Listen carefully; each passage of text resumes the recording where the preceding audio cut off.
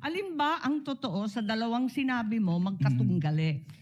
Amel, kindly avoid arguing with Senator apologies Judge for your Marcos. Oh, sige Sorry. po. And kindly wind Apologies up, po. Senator Judge Marcos. Pwede lang itanong kasi nalito ako kahapon. Kahapon sinabi mo na si VP Sara lang ang first and only Vice President that you audited na may confidential funds. Hindi ba? Sinabi mo yun, di ba? Yes po, Your Honor. Tapos kahapon, nung pinakita ng depensa, yung SARO na si VP Binay noong 22 December 2014, may binigay na 6 million kay VP Binay ang DBM. Alin ba ang totoo sa dalawang sinabi mo magkatunggali?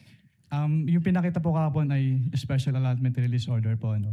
So nagkakaroon po ng special allotment release order kapag Alam merong... ko kung ano ang SARO, matagal na, tumanda na po kami sa Yes po. gobyerno. Pero hindi po kasi yan niliquidate sa ICPAO. So we wouldn't know if it was Hindi, used or pero not. klaro, may katibayan na hindi ka isa-isang VP, si VP Sara. Your Honor, since hindi po nagsabit ng liquidation, Teka. hindi rin po... Teka, nandun ka na sa ICBAO noong 2014, sabi mo, di ba?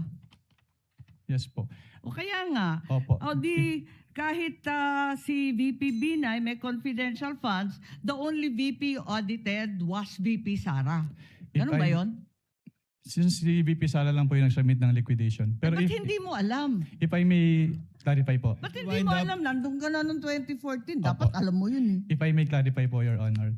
Since wala pong budget dun sa GAA as to confidential fund at hindi naman po nag-liquidate si BPB9 nung kanilang confidential fund. So hindi pa namin alam kung ginamit at hindi na po nakarating sa Hindi, COA ang yung tanong, SARO po. nabigyan ng confidential funds, humingi at nabigyan. May SARO eh. We wouldn't know Yun if lang it is naman ang used po. tanong eh. Of course, you know, may SARO. Sinabi mo nga, totoo yung sarong yun.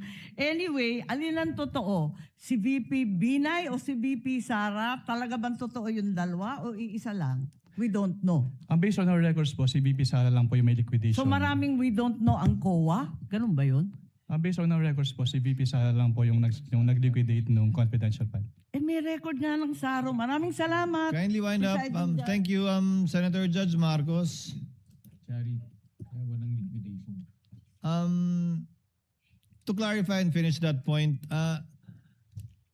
if there was no liquidation, there is nothing for COA to look at. But it's possible that indeed confidential funds were given to the former Vice President Binay.